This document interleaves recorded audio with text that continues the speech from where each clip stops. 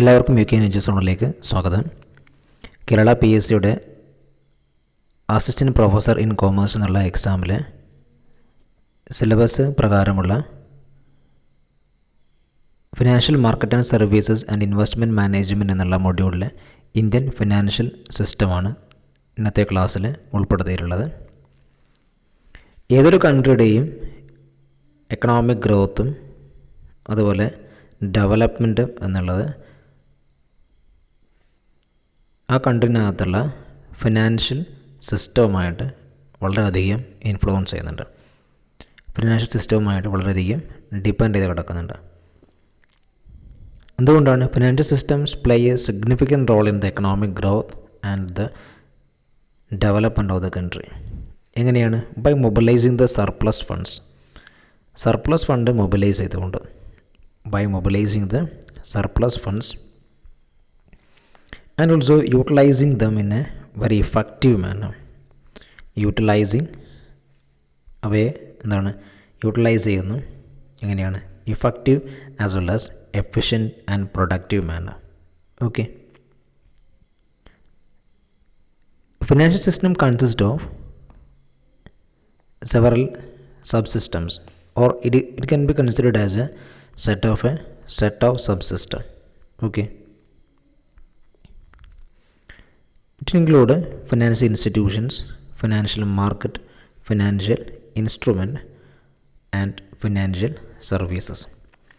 Indian financial സിസ്റ്റത്തിനകത്ത് എന്തൊക്കെയുണ്ട്? Financial institutions, financial market, financial instruments, അതോടൊപ്പം തന്നെ ഫിനാൻഷ്യൽ സർവീസസ്. ഓക്കെ, ഇതൊക്കെ ചേർന്നിട്ടുള്ളതാണ് ഇന്ത്യൻ ഫിനാൻഷ്യൽ സിസ്റ്റം എന്നുള്ളത്. ഈ കോമ്പണൻസാണ് നമ്മൾ ഇന്നിവിടെ ഡിസ്കസ് ചെയ്യാൻ വേണ്ടിയിട്ട് പോകുന്നത്. ഓക്കെ, ഇതിൽ ഫിനാൻഷ്യൽ ഇൻസ്റ്റിറ്റ്യൂഷനകത്ത് പ്രധാനമായിട്ടും ബാങ്കിങ് ഇൻസ്റ്റിറ്റ്യൂഷനുണ്ട്, അതോടൊപ്പം തന്നെ നോൺ ബാങ്കിങ് ഇൻസ്റ്റിറ്റ്യൂഷനുണ്ട്. ബാങ്കിങ് ഇൻസ്റ്റിറ്റ്യൂഷനുണ്ട്, അതോടൊപ്പം തന്നെ നോൺ ബാങ്കിങ് ഇൻസ്റ്റിറ്റ്യൂഷനുണ്ട്. ഈ ബാങ്കിങ് ഇൻസ്റ്റിറ്റ്യൂഷനകത്ത് വരുന്നതാണ് കൊമേഴ്ഷ്യൽ ബാങ്കുകൾ. കൊമേഴ്ഷ്യൽ ബാങ്കുകൾ എന്ന് പറഞ്ഞാൽ പബ്ലിക് സെക്ടറിനകത്തും വരുന്ന, അല്ലെങ്കിൽ പ്രൈവറ്റ് സെക്ടറിനകത്ത്, അതോടൊപ്പം തന്നെ public sector, private sector, RRBs, അതുപോലെ ഫോറിൻ ബാങ്കുകൾ, ഇതൊക്കെയാണ് ഇതിൽ വരുന്നത്, കൊമേഴ്ഷ്യൽ ബാങ്കിനകത്ത് വരുന്നത്. And also include cooperative banks. Okay, cooperative banks ഇതിനകത്ത് വരുന്നുണ്ട്. Then second one is in non-banking financial institutions. Non-banking financial institutions. Non-banking financial institution പ്രധാനമായിട്ട് നമുക്ക് രണ്ടായിട്ട് ക്ലാസിഫൈ ചെയ്യാം. ഒന്ന് ഡെവലപ്മെൻറ്റ് ഫിനാൻഷ്യൽ ഇൻസ്റ്റിറ്റ്യൂഷൻസ് എന്നും development financial institutions. Then non banking financial entities എന്നുള്ളത്. ഇതാണ് non banking financial entities. Okay, ഈ development financial ഇൻസ്റ്റിറ്റ്യൂഷനകത്ത് ഇന്ത്യക്കകത്തുള്ള ഡെവലപ്മെൻറ്റ് ബാങ്കുകളുണ്ട്. ഓക്കെ, ഡെവലപ്മെൻറ്റ് ബാങ്കുകളുണ്ട്. ഓൾ ഇന്ത്യ ലെവലിൽ, സ്റ്റേറ്റ് ലെവലിലൊക്കെ ഡെവലപ്മെൻറ്റ് ബാങ്കുകളുണ്ട്. അതോടൊപ്പം തന്നെ ഡെവലപ്മെൻറ്റ് ഫിനാൻഷ്യൽ ഇൻസ്റ്റിറ്റ്യൂഷൻ നമ്മൾക്ക് ഡെവലപ്മെൻറ്റ് ബാങ്കുകളിൽ നിന്ന് ക്ലാസിഫൈ ചെയ്യാം. അതോടൊപ്പം ഇൻവെസ്റ്റ്മെൻറ്റ് ഇൻസ്റ്റിറ്റ്യൂഷൻസ് എന്ന് പറഞ്ഞ് ക്ലാസിഫൈ ചെയ്യാം.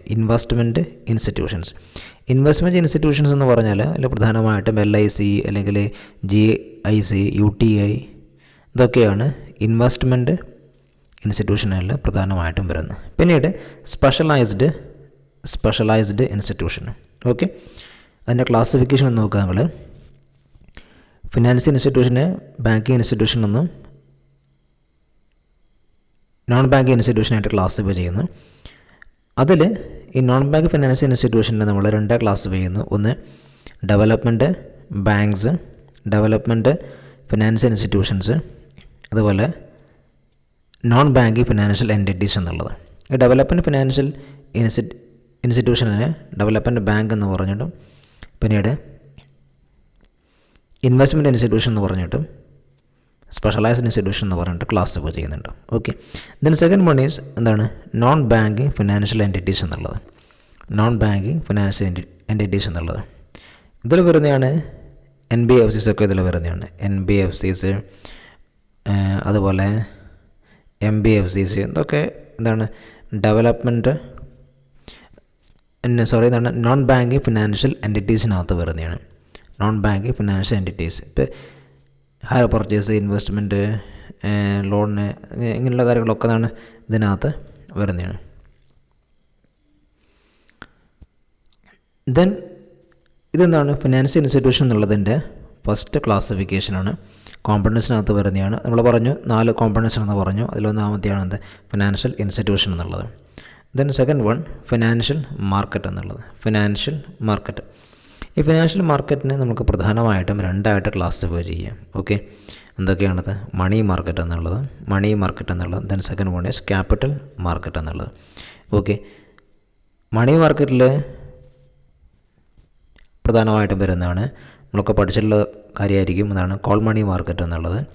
കോൾ മണി മാർക്കറ്റ്, പിന്നീട് ട്രഷറി ബിൽസ്, പിന്നീട് commercial bills, commercial papers, certificate of deposit തുടങ്ങിയവയൊക്കെയാണ് ഇതിൽ വരുന്നത്. സർട്ടിഫിക്കറ്റ് ഓഫ് ഡെപ്പോസിറ്റ് ഇതൊക്കെയാണ് മണി മാർക്കറ്റിനകത്ത് പ്രധാനമായിട്ടും വരുന്നത്.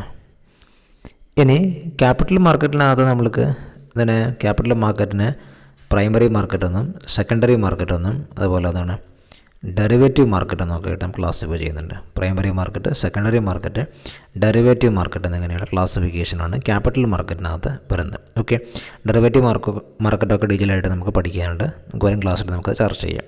അതോടൊപ്പം തന്നെ സെക്കൻഡറി മാർക്കറ്റും ഒക്കെ വരുന്നുണ്ട്. ഇതാണ് ഫിനാൻഷ്യൽ മാർക്കറ്റിനകത്ത് വരുന്നത്.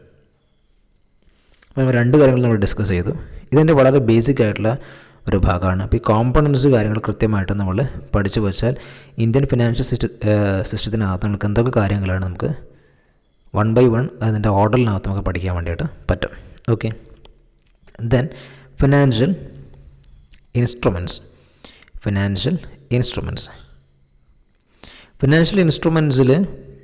ഇമ്പോർട്ടൻ്റ് ആയിട്ടുള്ളതാണ്. ഫിനാൻഷ്യൽ ഇൻസ്ട്രുമെൻറ്റിനകത്ത് നമുക്ക് ടേമിൻ്റെ ബേസിൽ തന്നെ ക്ലാസിഫൈ ചെയ്യുകയാണെങ്കിൽ നമുക്കിങ്ങനെ ഷോർട്ട് ടേമും മീഡിയം ടേം, ലോങ് ടേം എന്ന രീതിയിൽ നമുക്ക് സിമ്പിളായിട്ട് ക്ലാസിഫൈ ചെയ്യാം. ഓക്കെ, ഇനി നമ്മൾ ടൈപ്പിൻ്റെ ബേസിലാണ് ഇതിനെ ക്ലാസിഫൈ ചെയ്യുന്നുണ്ടെങ്കിൽ അതിനെ പ്രൈമറി സെക്യൂരിറ്റീസ് എന്ന് പറയും. പ്രൈമറി സെക്യൂരിറ്റീസ്, സെക്കൻഡറി സെക്യൂരിറ്റീസ്, അതുപോലെ തന്നെ innovative instruments. Okay, primary securities, secondary securities, innovative instruments ഒക്കെ എന്താണ് ഫിനാൻഷ്യൽ ഇൻസ്ട്രുമെൻറ്റ്സിനകത്ത് നമുക്ക് ക്ലാസിഫിക്കേഷനായിട്ട് എഴുതാം. Okay, then financial services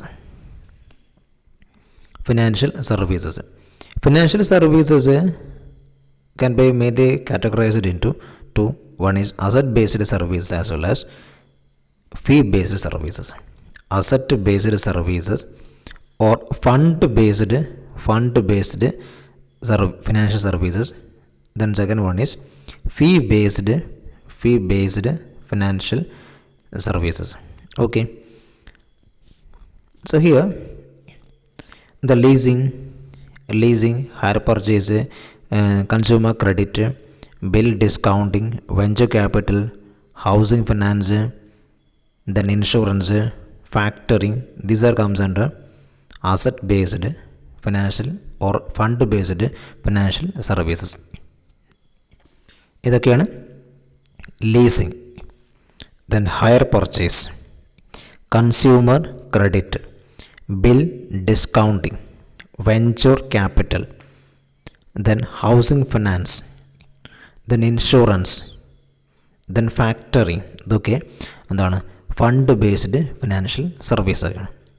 then second classification is fee based. It consist of merchant banking, then credit rating, stock broking, mergers. These are comes under fee based financial services.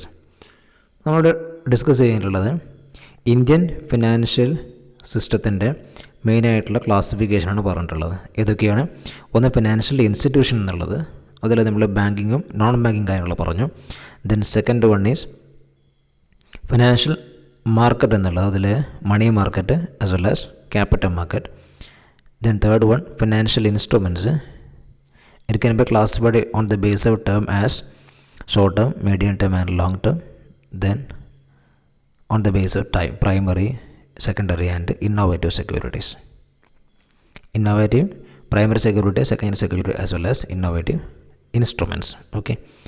Then financial services, it include fund based as well as fee based financial services. ഇതാണ് എന്ത് Indian financial സിസ്റ്റത്തിൻ്റെ ഒരു structure എന്നുള്ളത്. Okay, ഇനി നമുക്ക് ഇതിൽ ഓരോ കാര്യങ്ങളായിട്ട് സിലബസിനകത്തുള്ള കാര്യങ്ങൾക്ക് കൂടുതൽ ഇമ്പോർട്ടൻസ് കൊടുത്തുകൊണ്ട് നമുക്ക് നെക്സ്റ്റ് ക്ലാസ്സിനകത്ത് നമുക്ക് ചർച്ച ചെയ്യാം. കൊമേഴ്സുമായി ബന്ധപ്പെട്ടുകൊണ്ടുള്ള ക്ലാസ്സുകൾ മാത്രമാണ് ഈ ചാനൽ അപ്ലോഡ് ചെയ്യുന്നത്. അപ്പോൾ നിങ്ങൾക്കിത് യൂസ്ഫുൾ ആയെങ്കിൽ ഈ ചാനൽ സബ്സ്ക്രൈബ് ചെയ്യുകയും അതോടൊപ്പം ബെല്ലൈക്കൻ എനേബിൾ ചെയ്യുകയും ചെയ്യും. കൂടുതൽ കൊമേഴ്സ് ക്ലാസ്സുകൾ നിങ്ങൾക്ക് നോട്ടിഫിക്കേഷനായിട്ട് ലഭിക്കുന്നതാണ്. Thank you.